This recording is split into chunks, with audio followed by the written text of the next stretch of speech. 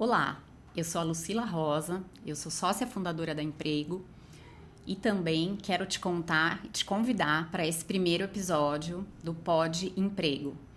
É o primeiro episódio de uma série que vai tratar de diversos temas atrelados à carreira e mercado de trabalho. Então aproveita esse momento para que você se inscreva no canal, curta, compartilhe e ative o sininho. Quero te falar um pouco mais sobre o tema. O tema é extremamente relevante e eu sou suspeita para falar sobre isso. Liderança feminina. Hoje eu trago um case de sucesso e também as suas perspectivas para 2024. Eu tenho quase 15 anos de experiência na área de recursos humanos e um importante ponto que eu gosto bastante de falar, eu sou uma enfermeira que mudei de carreira, então eu já vivi isso na prática. Há 5 anos e meio, nasceu a Emprego e eu venho aí responsável pela condução de todos os projetos e assessorando aí a minha equipe, que também é uma equipe sênior. Eu estou muito animada em iniciar esse podcast, esse primeiro episódio, com essa executiva de recursos humanos, sênior. Ela faz um trabalho incrível à frente da área de recursos humanos e performance social. Ela atua em uma empresa muito relevante de mercado e dentro de um segmento de destaque. Eu acompanho a carreira dela há alguns anos e admiro muito a forma como ela conduz importantes projetos estratégicos. É uma honra, Luciana, estar aqui com você. Muito obrigada pelo convite. É um prazer te receber. Eu que agradeço, Lucila, e que privilégio poder participar desse primeiro episódio. Me senti honrada, né? Mais ainda de estar aqui com você. Desejo sucesso, né? Que o podcast tenha aí um imenso sucesso. E vai ser um prazer passar aqui esses minutos com você, falando sobre carreira, falando sobre liderança feminina. Afinal de contas, é um tema extremamente relevante, como você colocou, e eu acho que nunca a gente falou tanto sobre isso, e acho que a gente tem mais é que falar mesmo, sabe? Para que cada vez mais mulheres se entusiasmem, né? Por serem líderes, por se tornarem líderes. Com certeza. Muito obrigada. Eu gostaria de pedir aí para que você conte um pouco sobre a sua trajetória de carreira e descreva aí de uma forma, faça um overview da sua carreira. Lucila, eu sou jornalista de formação, né? Eu me formei em 1999 pela PUC de Campinas. A gente fala assim, né? O tempo está lá atrás já, mas enfim, já tem um tempinho. E na sequência eu já fui me especializar em comunicação corporativa, porque dentro da faculdade os professores já diziam que eu tinha alguma coisa para liderar. Né?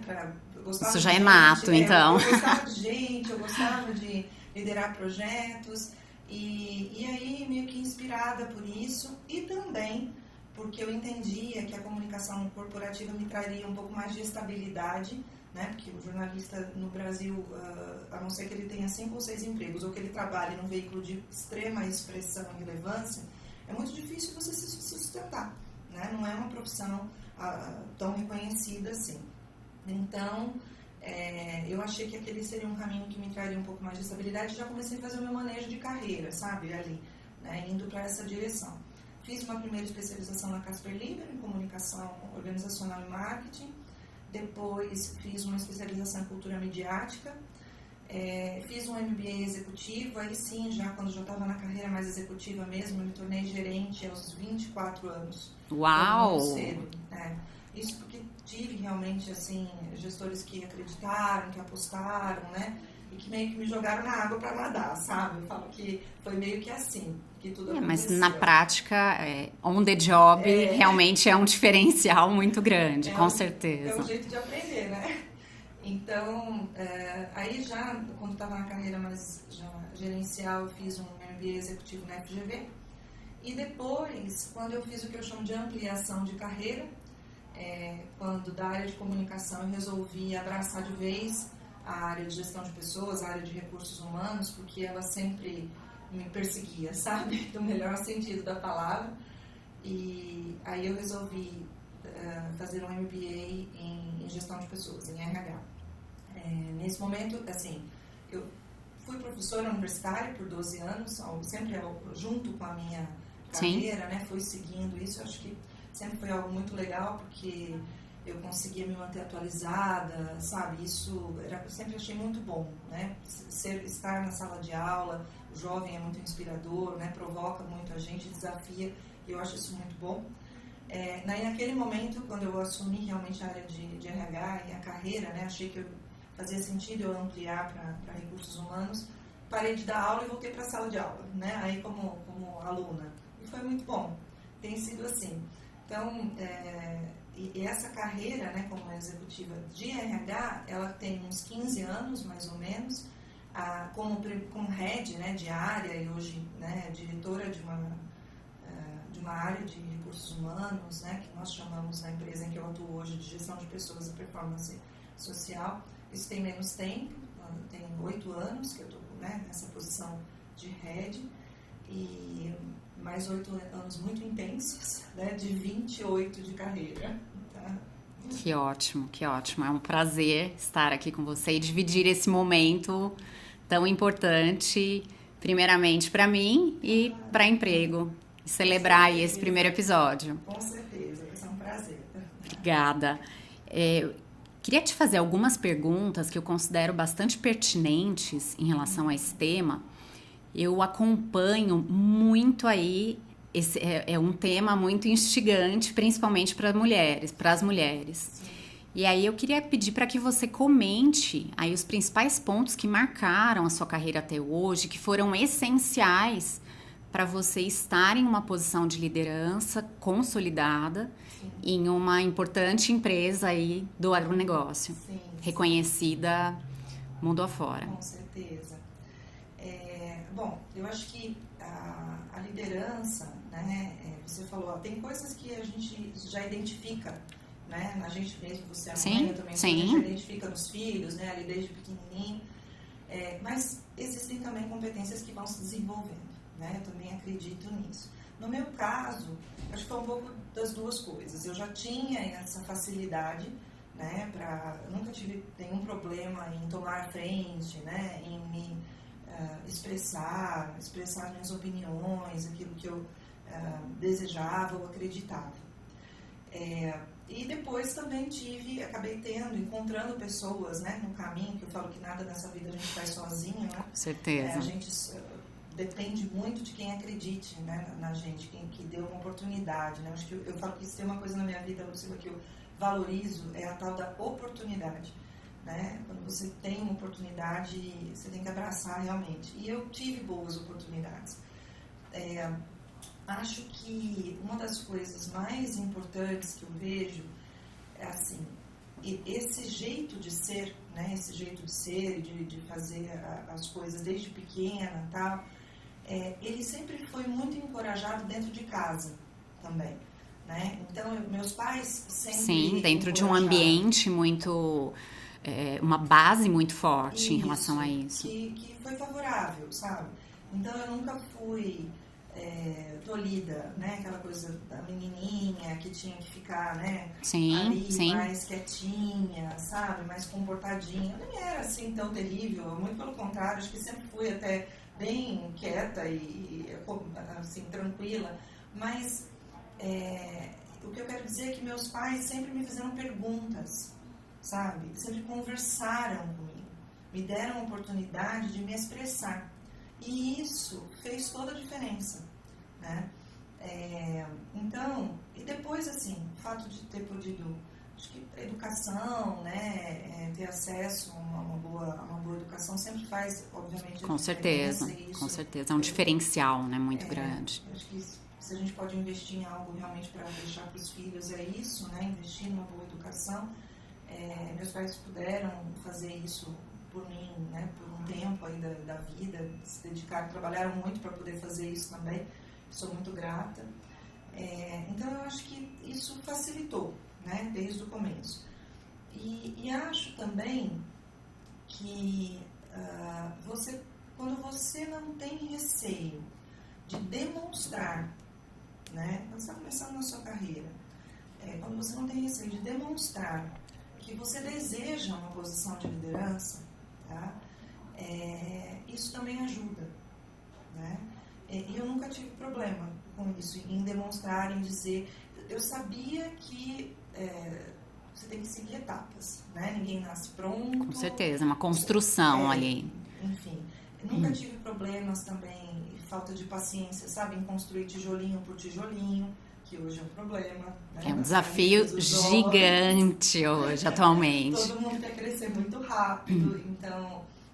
e tudo bem, né? Hoje tem carreiras que permitem até que você avance e cresça muito rápido. Eu mesma disse, eu me tornei gerente aos 24, né? Mas era muito com uma rede de apoio, assim, a empresa que me permitiu fazer esse movimento, o gestor na época que também me propiciou essa oportunidade, estava muito junto, sabe? Estava ali, para e passo, acompanhando, né? Para que eu não me perdesse no caminho, sabe? Então, eu acho que são as duas coisas. Tem algo que vem já, né? Nato aí, seu, efetivamente. E outro tipo ambiente mesmo, sabe? E que começa em casa, mas também passa pelas empresas, pelas organizações nas quais você tem a chance de atuar e que eventualmente são mais ou menos abertas a acelerar as carreiras, né? Ou a dar uma oportunidade, entendeu? Para uma jovem, como era o meu caso, né? Uma menina com 24 anos e tal. Então, eu falo que o gestor da época foi bem arrojado, mas deu certo, né? Ele enxergou em mim talvez algo que nem eu ainda estivesse enxergando tão profundamente, só tinha aquele ímpeto, aquela vontade de acertar, de fazer, né? Mas ele enxergava como. E o potencial para que isso acontecesse. Exato. Então, foi por aí. Excelente, excelente. Quais que foram os principais desafios que você enfrentou na sua carreira durante a sua trajetória profissional a partir da sua primeira posição de liderança? Acho que é um marco, né? Muito importante. Você é muito jovem. Na época, eu falo que acho que o grande desafio foi a frustração, Luciana. Porque é isso, né? A gente acha que ser líder é sensacional, né? Lógico que tem o bônus disso, né? Você poder impactar carreiras, vidas, inclusive. Com certeza. Né? Com responsabilidade da liderança, te chama essa responsabilidade.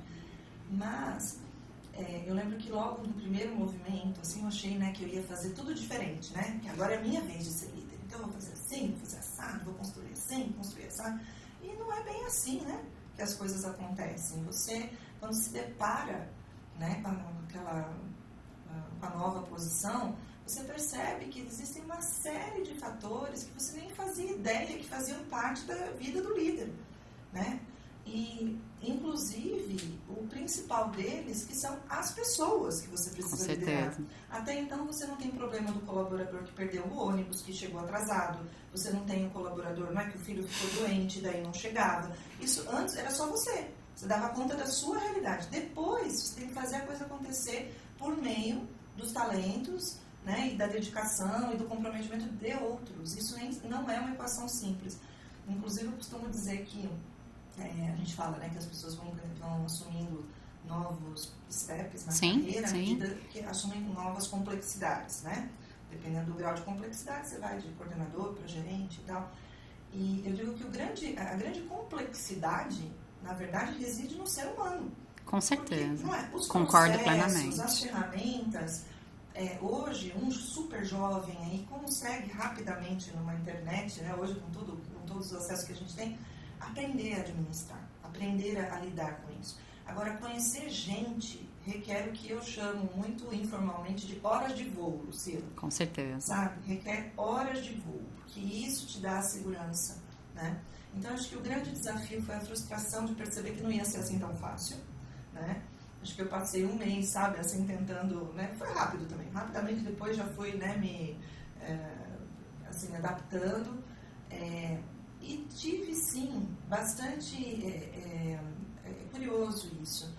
Enquanto eu estava na posição de coordenação, depois gerencial, eu não sentia tanta dificuldade em ser mulher, Luciana.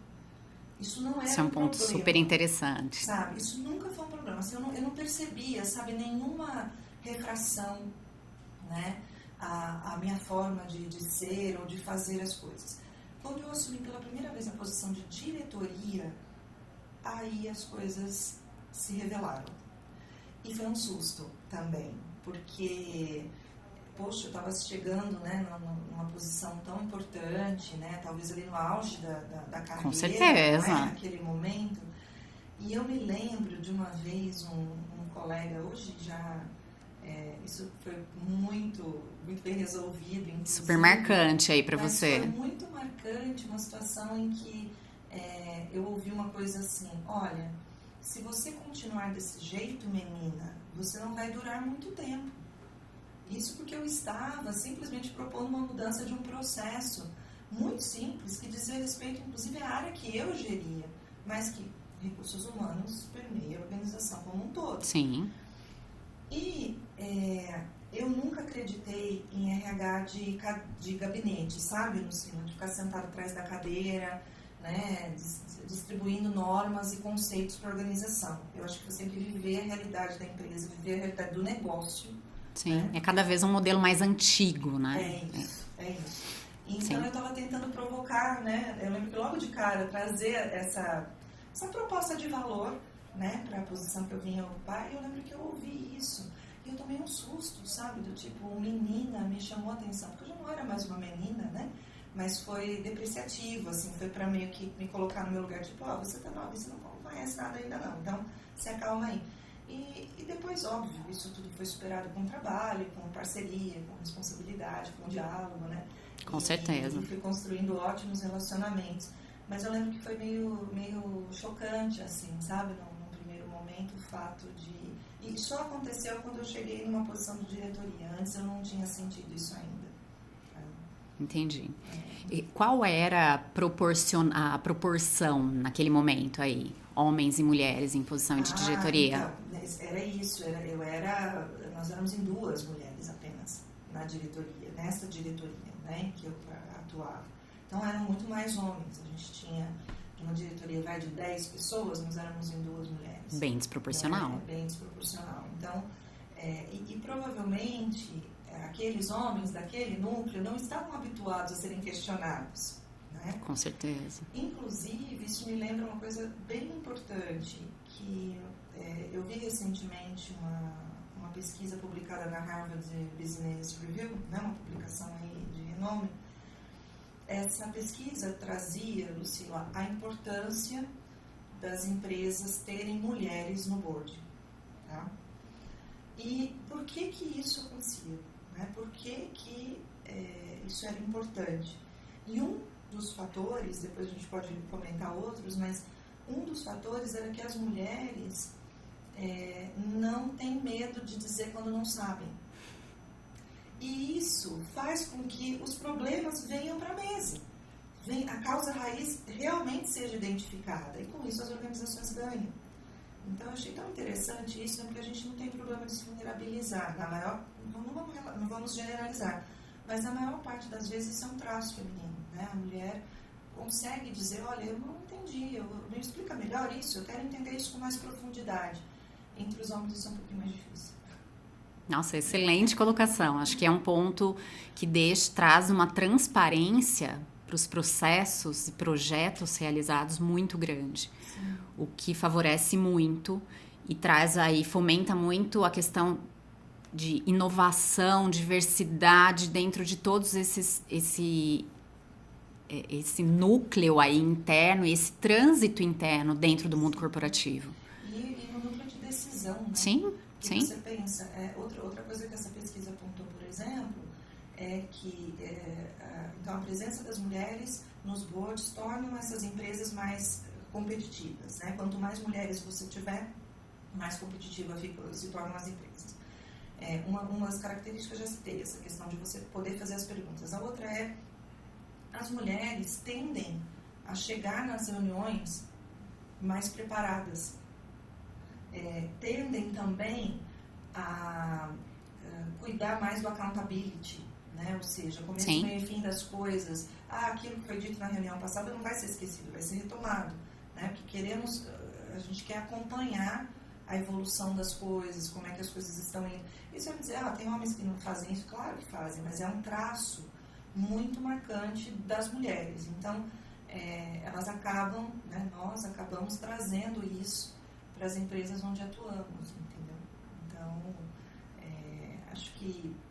E aí, falando um pouquinho das resistências, né, foi a origem de tudo que você me perguntou, talvez nem todos os colegas homens, né, estejam habituados também. Estão agora acho que jamais, né, já estão mais habituados, as empresas já estão sendo, inclusive, realmente reconhecidas por isso. Sim, né? Então, sim.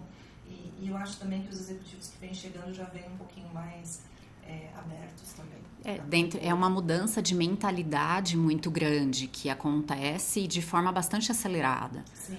No meu ponto de vista, e até de forma bastante formal, o quanto o mercado evoluiu em relação a isso.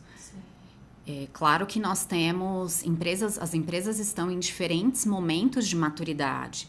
Isso depende muito do segmento, depende muito do porte, nacionalidade também traz um impacto muito grande.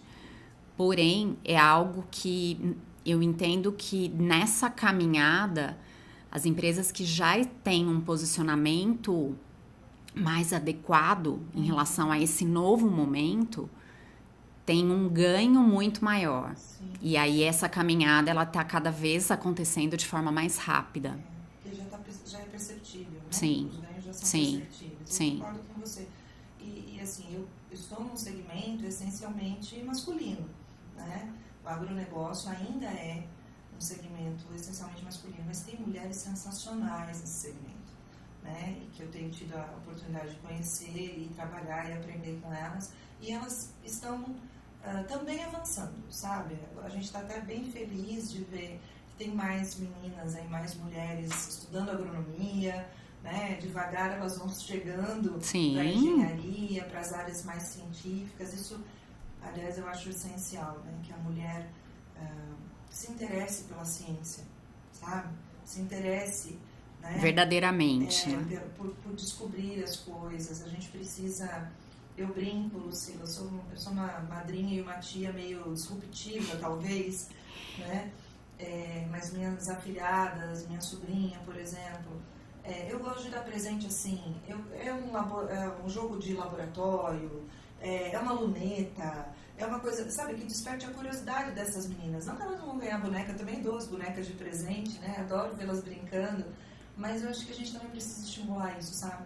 Nas pequenininhas, aí, mostrar que elas podem ter outros interesses. Com certeza, né? Com certeza. Desde pequenininho que a gente vai... E fora do convencional, desse padrão convencional, que afinal de contas nós crescemos nessa geração.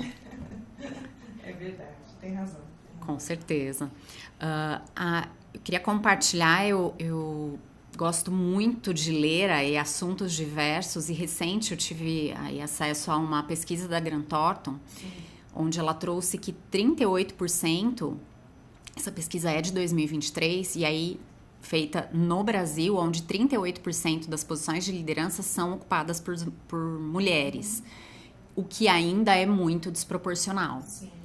Levando em conta aí a extensão que nós temos em termos de Brasil, isso é muito pequeno. E quais são as principais considerações que você tem para isso? Eu acho que tem muito no que a gente estava falando antes, né? A gente precisa ensinar desde cedo as mulheres, as meninas, né, que elas podem ser líderes, né, que elas podem seguir uma carreira corporativa. E aí, estou falando do desejo, né? Porque também, durante muito tempo, Lucila, não se encontrou mulheres desejosas das posições de liderança. Entendeu? Era mais fácil, você trabalha com isso, você sabe, é mais fácil, até pela realidade da rotina da mulher, né? Então, são 3 jornadas, normalmente, né? Ali, a depender da realidade familiar. Então, é mais fácil que a mulher ocupe uma posição mais, enfim, mais, talvez uma mediana, né? Uma posição Sim, ali de meio sim. da estrutura das Dentro de uma carreira organizações. Ou uma especialista. carreira especialista, exatamente. Hoje, a primeira coisa, eu acho que as organizações também se prepararam mais, estão se preparando mais para isso, então as organizações têm flexibilizado mais também, né, uma série de coisas, desde expediente até modelo, né, modalidade de Sim. trabalho, como modalidade remota ou híbrida, enfim, que pode ajudar, né, as mulheres a conseguirem exercer mais e melhor, né, as suas atribuições como líderes.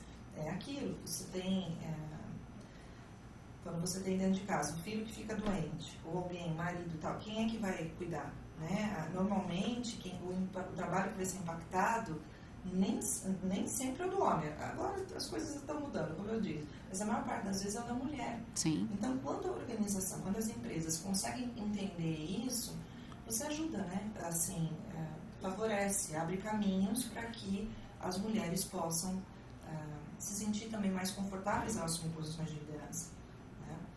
Né? Acho que também tem uma outra questão relacionada à diversidade, que foi o que a gente já falou aqui das vantagens, né, que eu trouxe, são N aí, de você ter mulheres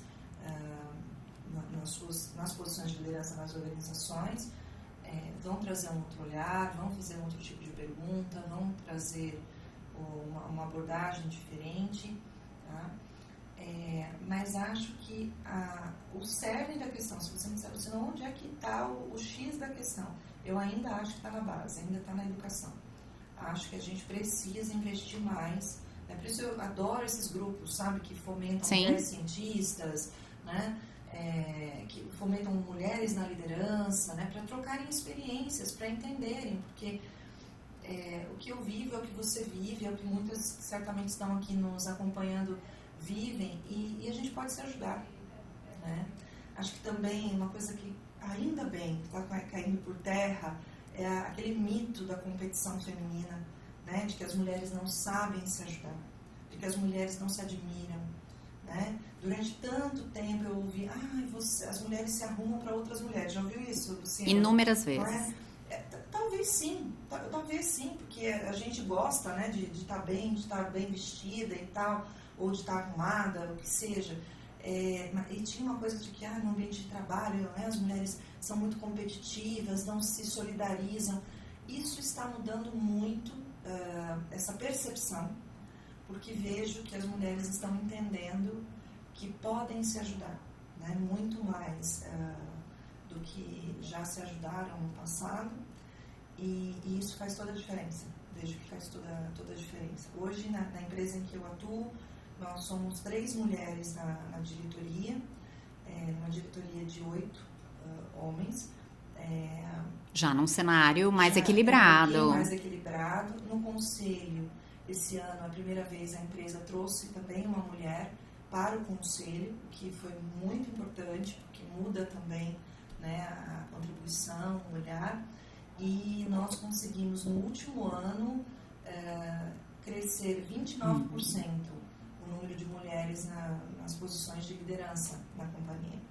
Então, é isso. Eu acho que a empresa entender, né, que existem ganhos, sim, quando você tem, né, mulheres talentosas na liderança, e propiciar ambos, homens e mulheres, nas mesmas condições para que eles possam alcançar as posições de liderança. Essa que é a verdade, né? A gente está falando de oportunidades iguais, de equidade, sim, né? Que é uma sim. outra coisa que se fala muito hoje. Não é só diversidade, não é só inclusão, mas é equidade. Então, quando você propicia um ambiente com equidade, os talentos emergem. E tem muita mulher talentosa. Que ótimo, super importante aí escutar isso de você, sim, pela posição em que você ocupa e estar em um segmento que é muito característico masculino, né? Sim, sim. Onde há a predominância aí dos homens. Ainda e eu acho que no agro ainda por um tempo, mas olha, tem grupos muito relevantes de mulheres fazendo excelentes trabalhos no agro, e elas estão, né, se mobilizando cada vez mais. Nós também lá do nosso lado, né, também estamos cada vez mais fomentando, né, o desenvolvimento e a liderança feminina. Nós contamos temos uma gestão que nos permite também, sabe, que encoraja, né, isso, então é muito bom, tem sido muito bom viver esse momento, sabe, essa virada de chave, assim, eu vejo uma virada de chave realmente acontecendo, não vai ser drástica, mas ela está acontecendo, sim, como você falou, sim. Cada vez mais rápida, entendeu? Então, tem sido muito positivo. Que ótimo. Muitas empresas têm presença, têm investido bastante em relação à presença das mulheres nos boards, que é um ponto que você acabou de trazer aí, citando como exemplo a Auro Finoagrociência, que é onde você atua. Exato. Recentemente, e também levando em conta que os boards têm também uma característica muito masculina. Sim. E recente, a CVM, no ano de 2023, trouxe uma nova normativa que se chama Pratique e Explique, que entrou em vigor em julho, agora de 2023, muito interessante, onde ela tem um objetivo direto de aumentar diversidade em conselho, nos conselhos. E aí é uma diversidade de gênero, presença de subgrupos, de representantes também. Então, de uma forma muito ampla, para que isso aconteça de forma gradativa até 2025. Então, as empresas que ainda não aderirem, elas têm até 2025 que ela pode explicar e estar aí neste novo formato, o que é um ponto muito interessante. Então, super importante, são mecanismos sim, que incentivam, né? totalmente. Pensando para todas as empresas que são listadas na B3. Então, você já tem aí um avanço importante em relação a isso. Dentro dessas... E aí, também trazendo a questão aí do objetivo de ampliar toda a questão aí de práticas ambientais, sociais, governança, trazendo ali o ESG muito bem formatado. E dentro, você também atuando aí à frente da área de performance social, queria pedir para que você compartilhe, por favor, um pouco aí da sua visão sobre isso. Claro. Eu acho ótimo, tudo que puder existir como mecanismo, né, para realmente fomentar essa aceleração, né, da chegada das mulheres nos centros de decisão, eu acho excelente. Então, a CVM, né, vem ao encontro das práticas mais modernas. Em 2022, se não me engano, também a União Europeia tornou obrigatório, acho que 40%, se não me engano, do conselho das empresas governamentais. Entendeu? Passou a exigir que as empresas governamentais tivessem, né, mulheres ali. Então, você vê que é no mundo todo esse movimento. Sim, é um movimento global. E acho importante. Você vai me dizer, nossa, mas a gente sempre se depara, né, você vê com aquelas perguntas assim, mas é porque é a mulher, né, que tem que ocupar essa posição. Sim. Por que tem que ser assim com as mulheres? De novo, eu volto a repetir o termo equidade, né? Nós temos realidades distintas na sociedade, homens e mulheres ocupam papéis ainda, né? Há uma expectativa de papéis, não é? Com certeza, homens e mulheres com certeza. E isto impacta, sim, na maneira como nós podemos atuar dentro das organizações, por conta do que se vive socialmente, né? Como homem e como mulher. É muito curioso, eu vou dar um exemplo aqui, em 2021, final do ano, eu viajei, fiz uma viagem com minha mãe e minha tia. Era uma viagem que nós tínhamos comprado lá antes da pandemia, né? E aí muita gente teve que viver isso, né? Tinham viagens compradas, aí tinha um prazo para você poder fazer a viagem, senão você ia perder a viagem. E nós fizemos aquela viagem no final, entre Natal e Ano Novo. E meu marido disse assim, olha, vocês estão indo, vocês três, era uma viagem para as 3 mulheres e tal, que nós queríamos conhecer um país, enfim, aí juntas. E ele falou assim, quer saber, eu vou pegar o nosso filho e vou viajar com ele, né, para um outro lugar, só nós dois, e tudo bem, porque ele também ia fazer uma viagem fora do Brasil, e nós fizemos ali um passaporte que nos autoriza, né, um e outro viajarmos sozinhos com com o Theo, que é o meu filho. E aí ele me avisou, eu já estava viajando, ele falou, o que você acha? Tá? Eu falei, se você topa aí com ele sozinho, tem mais aqui. Com certeza. Né? E aí ele foi. E menina, o que choveu de telefonema para mim, depois de perguntas de até amigas e pessoas da família. Nossa, mas você aí, né, sozinha e deixando o seu marido viajar sozinho com o seu filho, como se eu tivesse, sabe, delegando, né? E eu lembro que eu pensei, falei, mas por que não faz o contrário, né? Se fosse o contrário, não teriam feito essa pergunta. Com certeza. Não é? Curioso. Com certeza. Às vezes a gente precisa se deparar com algumas questões que a gente ainda se impõe como sociedade para perceber o quão básico, sabe? Nós ainda estamos no nível do questionamento. Exato. Então, você imagina, assim, se a gente vive isso, né, dessa maneira, o reflexo desse pequeno exemplo que eu trouxe, no ambiente corporativo, eu falo, as empresas, gente, elas são um recorte da sociedade. É gigante. Nada que acontece fora não vai acontecer dentro, né? Com certeza, então, concordo. Ali naquele microambiente, as coisas acontecem ali como acontecem fora. Então, à medida que as organizações vão entendendo isso e percebem, poxa, tenho no meu quadro uma profissional talentosa, que faz sentido que eu propicie, né, que eu crie um ambiente de maior equidade para que ela possa performar mais e melhor, poxa, isso é excelente. Né? Então, se a CVM vem nessa direção, ótimo. Eu acho que é uma caminhada longa, mas nós já temos passos consistentes em relação a isso. Sim.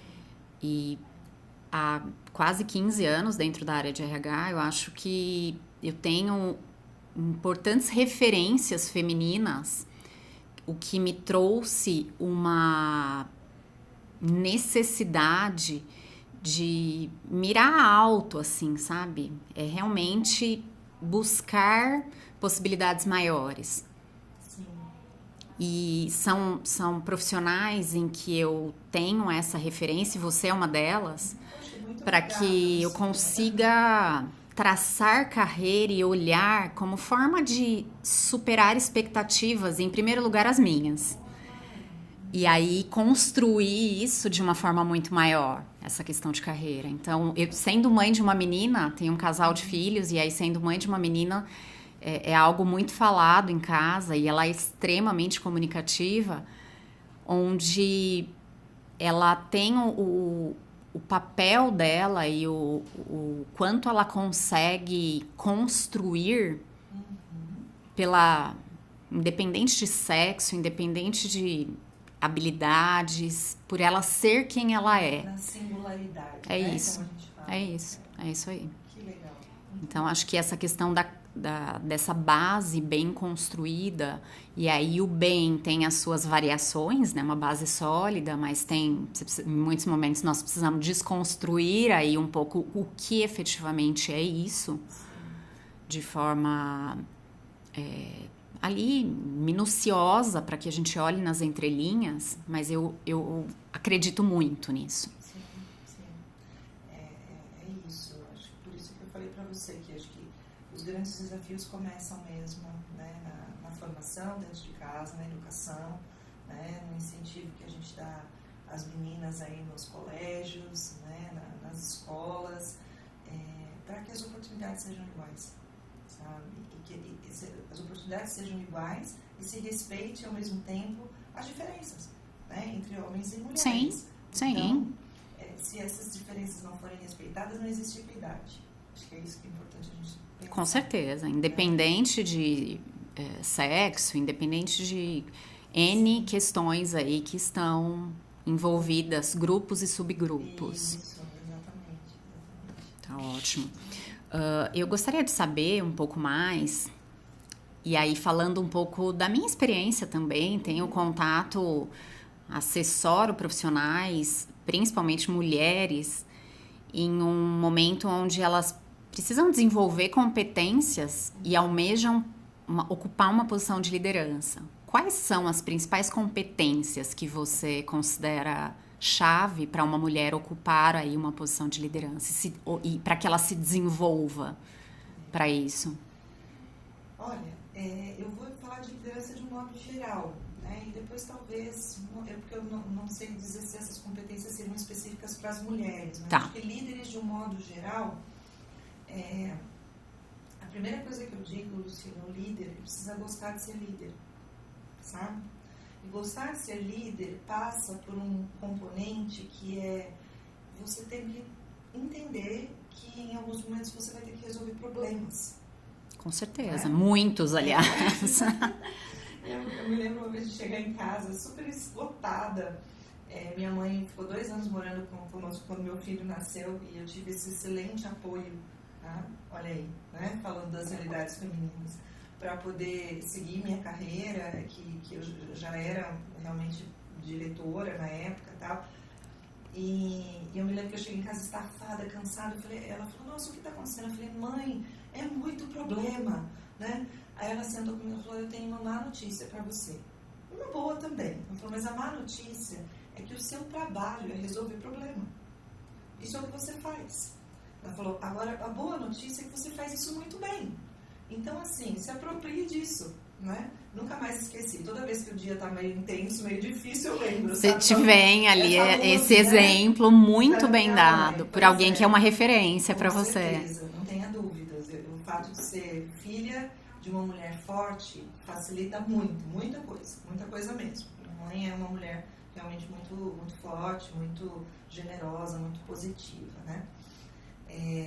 Mas eu acho que a primeira coisa é isso, você ter essa consciência de que a liderança é um chamado, tá? E quando eu digo que é um chamado, é assim, algo que você aceita. Ninguém te obriga. Com certeza. A ser líder. Com certeza. Então você aceita. E a liderança não é sobre você. Eu acho que isso é o mais importante, sabe? A liderança não é sobre você. A liderança é sobre as pessoas que estão sob a sua responsabilidade. Fazê-las se desenvolver, fazê-las chegar no seu melhor, né? É papel do líder despertar no indivíduo algo que às vezes nem ele sabe que ele tem. E esse líder precisa se dedicar. Então, assim, 80% do tempo do líder é pra gente, é pra pessoas. Sinceramente, hoje, eu acho que cada vez mais esse percentual de dedicação, sabe, tem aumentado. Até, como eu disse, pela complexidade do ser humano. Sim, né? sim. E exige isso mesmo. Muita gente delegando para dentro das empresas papéis e responsabilidades que antes iam parar no consultório do psicólogo, sabe? E até do psiquiatra, eu diria. Mas vem para dentro da organização isso, e às vezes a empresa se vê diante daquilo, tem que dar conta, né? E as lideranças precisam estar abertas, buscar ajuda, inclusive, para saber lidar com isso. Uma coisa que eu diria, agora pensando nas mulheres, que foi a sua pergunta, algo que eu vejo crucial, até para que a gente consiga se firmar mesmo, se estabelecer, eu acho que nós mulheres podemos e precisamos nos dedicar mais aos números, Luciano, eu diria. Eu concordo. Porque, não é? Quando uma mulher conhece, sabe ver um orçamento, sabe discutir um DRE, né? Sabe construir um budget, sabe falar sobre o EBITDA de uma empresa, né? Entender os elementos que compõem tudo aquilo para poder fazer os questionamentos e onde é que estão as ramificações para chegar naquele resultado, isso nos ajuda muito. Eu diria que nos ajuda bastante. Então, e lá atrás você vê que coisa, né? Esse mesmo gestor que foi quem me deu a oportunidade, né, de ser gerente tão jovem, foi quem me chamou e disse, olha só, você tem talento, você vai longe, ele dizia assim, você vai longe, mas eu preciso te dizer, você vai ter que fazer agora um MBA em gestão de empresas, que foi quando eu fui para a FGV. Tá? Foi um conselho dele ali naquele momento. Você precisa ganhar conhecimentos sobre práticas, sobre processos de uma empresa, né? E isso realmente fez um shift, sabe, assim, na minha carreira, mudou muito, né? Óbvio, aí vem tudo, né? O idioma, a questão de falar um segundo idioma, se dedicar a isso, tudo isso vai catalisando, né? Com certeza. Vai ser um propulsor do seu desenvolvimento. Mas, naquele momento, esse conselho foi muito valioso, porque, de fato, eu pude entender o começo, meio e fim, sabe? A coisa, a visão end-to-end, né? Então, a visão sistêmica, né? Que eu acho que é mais fácil para a mulher, inclusive, ter do que para o homem. Tá? Com certeza. Você tem as mulheres, no meu ponto de vista, conseguem transitar com tarefas múltiplas, simultâneas. Isso. Então, eu diria que a primeira coisa, para a liderança, você vai precisar ouvir, você vai precisar ter paciência, tá? E você vai precisar se dedicar às pessoas. Isso é inequívoco. Se você não gosta, se você não tem paciência, não siga o caminho da liderança. Vá para uma carreira técnica, né? Você pode chegar a um topo e ser com certeza super bem remunerado e reconhecido numa posição técnica, não há nenhum problema. E a segunda coisa, aí pensando nas mulheres, eu diria, olha, investe um pouco nisso, porque... investe bastante, porque vai ajudar, sabe? Vai ajudar, né? Você conseguir falar a língua do negócio faz toda a diferença, né? Você fala, pô, Luciana, mas isso é só para as mulheres? Não, é para todo mundo. Mas para as mulheres, essencialmente, porque, curiosamente, devido a essas convenções... Sim, com certeza. Que a gente falou aqui, nem sempre se espera que a mulher saiba, né? Que ela vá questionar algo nessa direção, entendeu? Então, quando a gente faz, contribui bastante, né? Ajuda muito. Eu considero bastante importante o desenvolvimento das mulheres neste quesito. Cada vez mais, dentro da área de recursos humanos, se questiona o quão estratégico é essa área. E em todos os processos aí onde eu atuo, em todos esses projetos, como Headhunter para posições estratégicas dentro da área de recursos humanos, o principal quesito, e aí, independente do perfil, segmento, e aí, porte dessa empresa, eu preciso de alguém muito estratégico que vai transformar o meu RH em um RH estratégico. Esse profissional, ele precisa vir muito além disso. E a empresa também precisa estar muito preparada.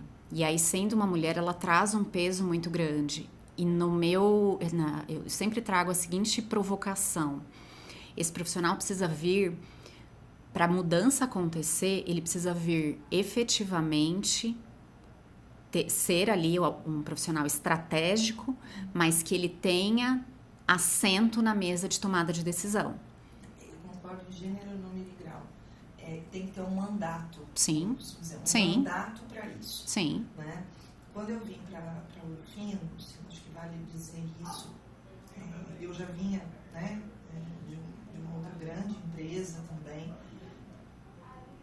de um outro segmento, onde me desenvolvi muito, mas uma das coisas que me fez vir, né, para essa empresa, para Ouro Fino, foi exatamente conseguir enxergar que o que a empresa estava esperando da área de gestão de pessoas era um papel estratégico. Sim. Era um papel de atuação no negócio, né? É claro, eu brinco, pessoal, né? Eu vou até abrir isso aqui, eu brinco, eu falo que eu tenho uma parte de uma agenda que é fofa e uma parte da agenda que não é fofa, né?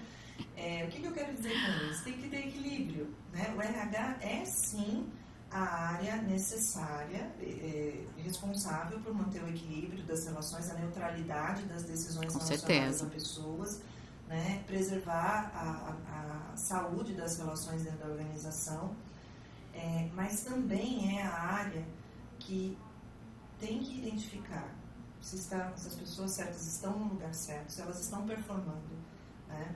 E isso tem que ser possível medir. Tem que ser possível mensurar, né? Um RH que não tem mensuração, que não tem KPI, que não avalia, né? Se está indo bem, se não está indo bem, em que direção as coisas estão indo, pode correr o risco de se tornar uma área transacional, meramente, e ela tem também seu papel, porque existem partes das nossas atividades que são transacionais, né? Mas principalmente pode perder relevância. Com certeza. Para o negócio, ali dentro da composição entre todas as áreas que fazem parte, com certeza, ela perde relevância. E hoje, eu acho que a pandemia trouxe isso bastante, né? Trouxe trouxe o RH para uma posição de evidência crucial, porque muitas organizações não souberam, né, lidar com tudo o que aconteceu. Outras foram muito rápidas, aprenderam rapidamente e conseguiram emergir, despontaram ainda muito, mais fortalecidas desse momento. Mas você ouve, né, vários CEOs dizendo hoje: olha, se tem alguém que eu preciso do meu lado, é o profissional, é o meu executivo de recursos humanos, né? Porque esse é quem me dá o termômetro da organização, esse é quem me diz se as coisas, como é que as coisas estão caminhando, ele é que me traz alternativas, eventualmente, para encontrar novas soluções. Então, tem que ter criatividade também. Foi isso que me fez ir para a RH, Lucila, porque ser uma profissional de comunicação me tornou, eu entendo, né, competente no sentido de traduzir ideias, sim, de comunicar sim, propostas. E eu sempre trabalhei dentro da área de RH, né? Mesmo ocupando a cadeira de comunicação e responsabilidade social, eu ficava dentro do RH. E eu olhava o que os colegas faziam e dizia: gente, o que eles fazem é sensacional. É incrível. Se eles pararem, será que a empresa tem noção do que acontece se eles tiverem uma dor de barriga? Né? Porém, eles não sabiam envelopar isso, sabe? Dar um laço para vender isso para a organização, para mostrar a relevância que aquilo teria no negócio. Sim. E foi isso que eu fui me dedicando, sabe? A aprender e a fazer e a contribuir. Então, vejo que ainda bem que nós estamos chegando nesse momento em que o RH ganhou essa representatividade, sabe? Esse assento na mesa decisória, como você colocou. Porque é essencial, são as pessoas que fazem as coisas acontecerem. Com certeza. Se o executivo de pessoas não tiver voz, a empresa fica cega. Né? Com Vai certeza. ficar com pontos cegos e aí começa a perder talentos, começa a ter problemas de clima organizacional, de produtividade e não sabe por quê. Com certeza. Acho que é um ponto crucial para os negócios, independente do segmento, trazer essa representatividade que a área tem para a empresa como um todo. Afinal de contas, o maior ativo de uma empresa são as pessoas, independente do segmento que ela atue. Queria te pedir aí uma referência importante para você. Quem que são duas mulheres que você citaria que são referência para você como diretamente relacionado à trajetória profissional que elas desenvolveram? E por que são essas mulheres? Olha, eu poderia citar algumas, mas eu vou falar, inclusive algumas que trabalham comigo aqui, né, que eu tenho aprendido a conhecer cada vez mais e melhor e aprender com elas. Eu tenho duas excelentes colegas de diretoria na Ouro Fino, que são duas jovens executivas talentosíssimas, a Bárbara e a Thaís, que eu cito assim com muito orgulho por estar ao lado delas nessa diretoria. Mas eu vou citar aqui dois nomes que me ocorrem pelas mesmas razões. Existe uma executiva da área de comunicação, que hoje é vice-presidente de comunicação da Bayer, a Malu Weber, que eu admiro demais. Né? A Malu, eu estive com ela 2 vezes ao longo da minha trajetória profissional. Apenas tem alguém que eu admiro de longe, eu não conheço, assim, não tenho um relacionamento, mas é uma carreira que eu admiro muito. Por quê? Porque ela conseguiu, nas empresas por onde ela passou, transformar a área de comunicação numa área estratégica. Né? Ela conseguiu tangibilizar isso para as organizações e agregar valor. Tá? E hoje ela faz isso muito bem na Bayer, inclusive. E pelo mesmo motivo, né, e ainda com mais profundidade, eu acho que no Brasil é muito difícil a gente não citar a Luísa Trajano, que hoje é presidente do Conselho de Administração do Magazine Luiza. Primeiro porque a Luísa, eu acho que foi uma das primeiras mulheres que a gente viu ocupar, né, efetivamente, assim, aí uma posição. E acho que mediaticamente, eu diria, né? Porque talvez a gente tivesse mulheres também já ocupando isso, mas a Luísa, ela popularizou isso, eu diria, né? Quando ela chegou na presidência ali do Magazine Luiza, ela começou a fazer um movimento que eu também vejo que é estratégico, que foi colocar as pessoas no centro. Né? Então, o Magazine Luiza não à toa se transformou numa potência empregadora, Sim. né? De desenvolvimento de pessoas também, porque ela começou aquela coisa muito simples de ouvir, né? Ouvir o colaborador, ouvir as pessoas que estão ali no dia a dia.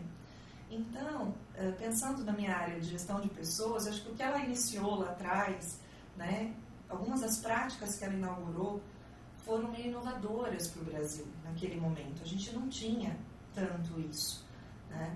E eu acho que ela inovou. Então, ela foi uma das pioneiras aí, né, em gestão de pessoas, sabe, em valorizar a gestão de pessoas.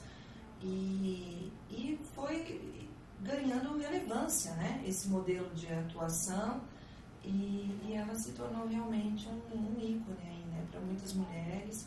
Acho muito legal a maneira também como ela assume o papel social, sabe, muito forte, da empresa, né? Isso também é diferente, né? Então, são duas mulheres que eu admiro bastante. Eu citaria a Malu e a Luísa. Tá ótimo. Acho que é um ponto super relevante. Sendo mulher, referenciar outras mulheres é algo muito relevante.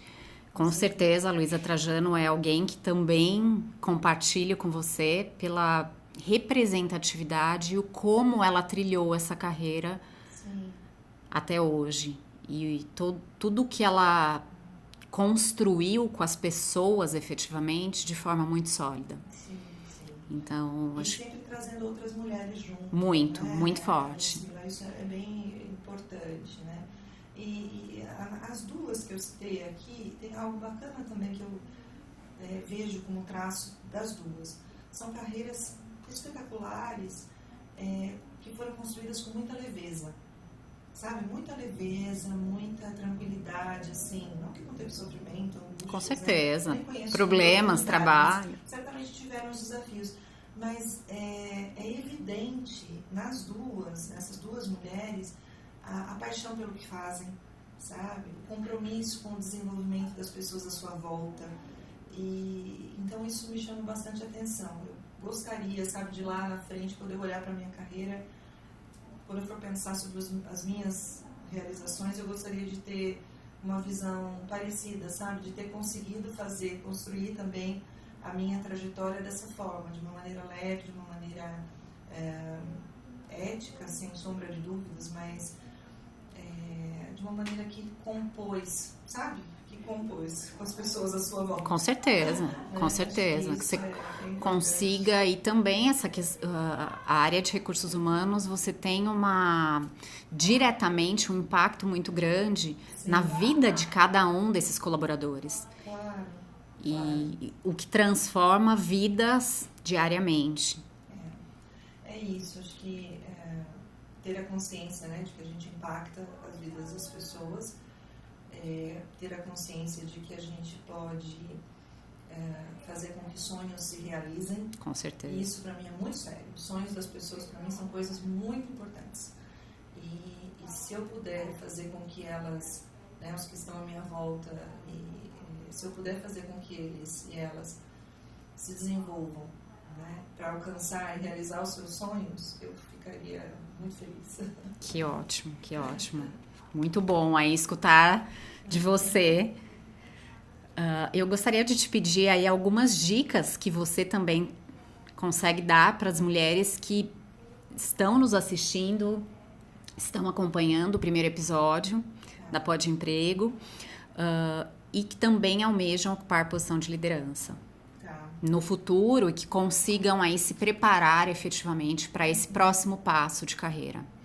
Eu acho que a formação, a preparação é essencial. Então, você buscar uma formação técnica relevante, né, consistente, de algo que você saiba, que você goste de fazer, é muito importante.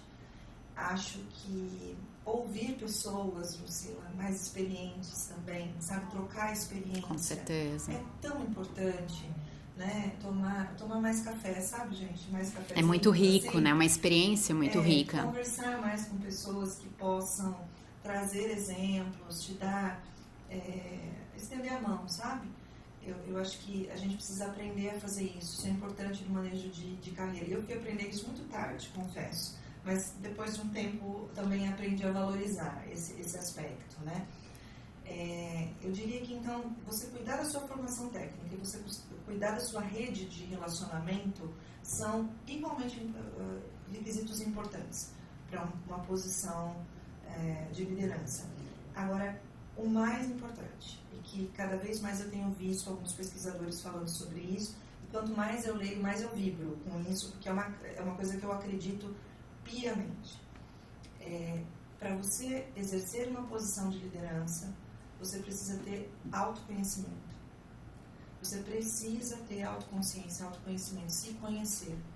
Né? O líder que não se conhece, que não conhece as suas fragilidades, que não conhece seus gatilhos, sabe? Sim, sim. O dia que é o dia de falar, gente, tchau, amanhã a gente conversa, porque hoje eu não estou dando conta de mim, né? Porque às vezes acontece. Com certeza, ser humano. O líder que não consegue fazer isso, ele tem muita dificuldade.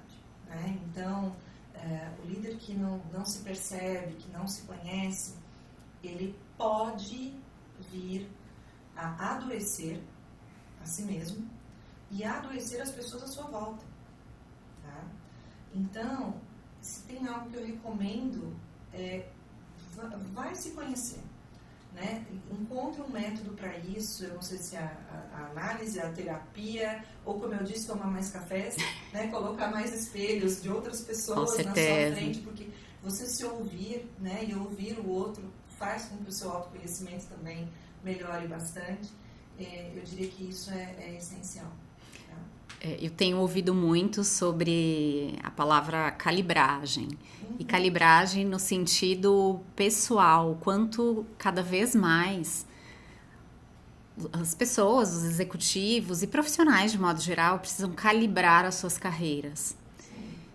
E olhando para esse novo momento aí, prestes a assumir ou se preparando para assumir uma posição de liderança, eu considero que é um ponto extremamente relevante, que as mulheres olhem efetivamente para isso, para que possam fazer essas calibragens de forma adequada.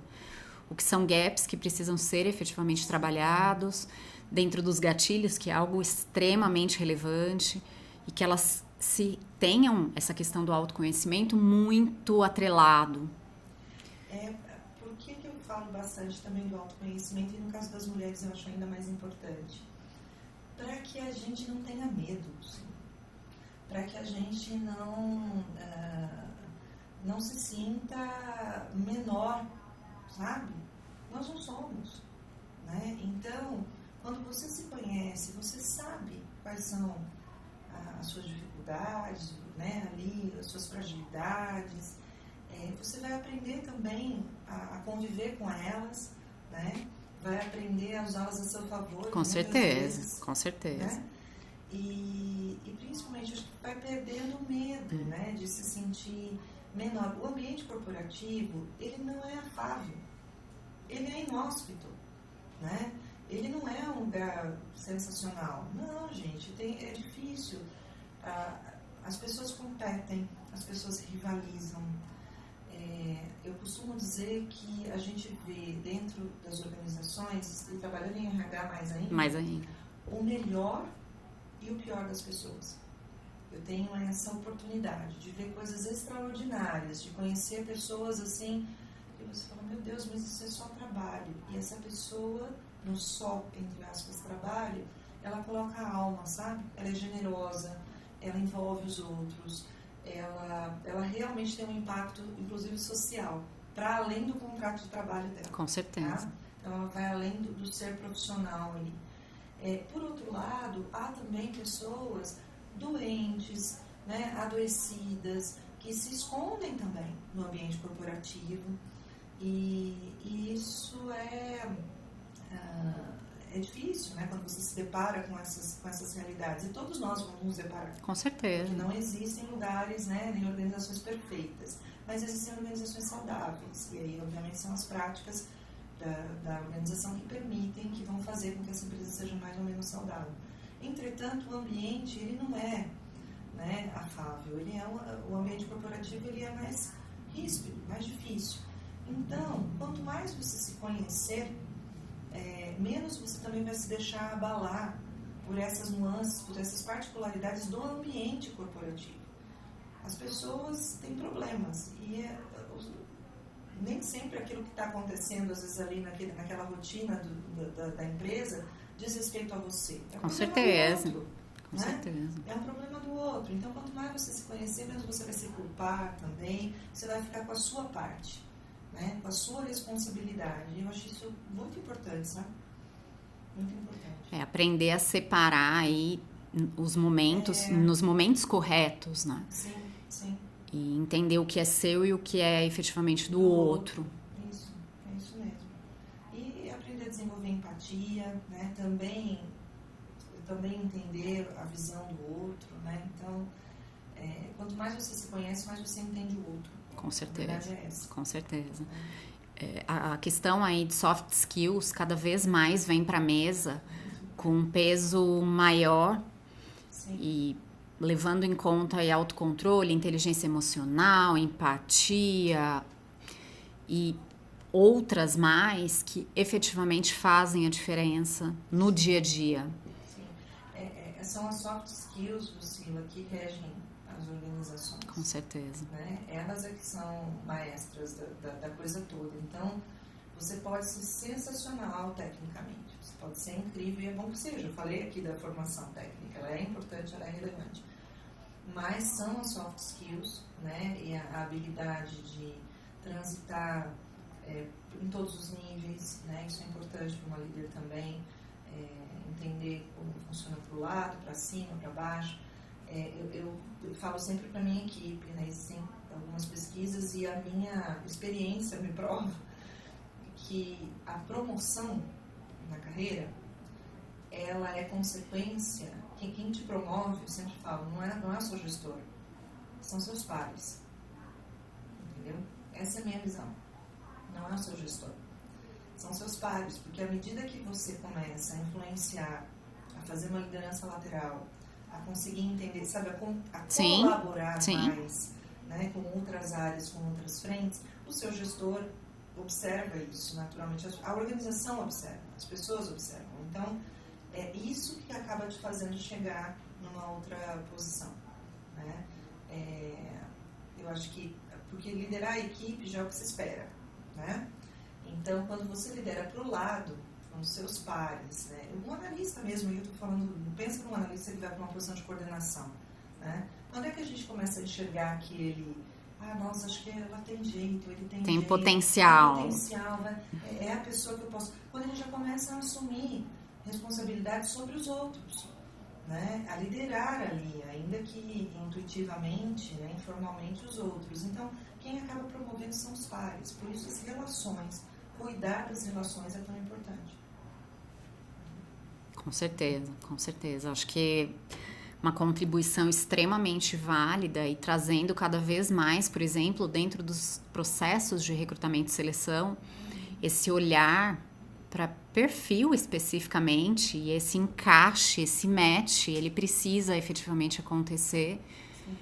E aí o que é técnico, você vem com uma base e aí quais são as possibilidades de capacitá-lo internamente ou capacitá-la, que é o nosso foco, internamente, para que ela consiga se desenvolver dentro de uma trajetória aqui dentro, aí dentro de uma empresa e tenha possibilidades para desenvolvimento. Sim.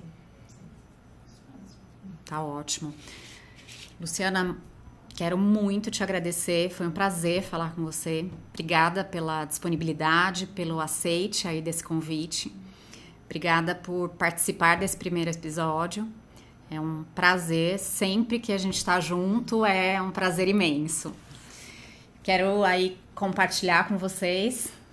Obrigada por assistirem o primeiro episódio da Emprego, do Pod Emprego. E se inscrevam no canal. Aproveitem aí, curtam, compartilhem e disparem o sininho.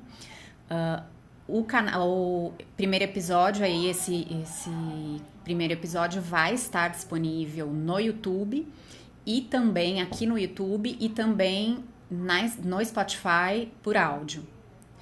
E quero também aproveitar para poder compartilhar com vocês aí, para que vocês sigam nas redes sociais O LinkedIn da Luciana será também compartilhado. Acho que é alguém que tem uma carreira brilhante e com certeza vai trazer um diferencial muito grande para vocês também que estão nos assistindo.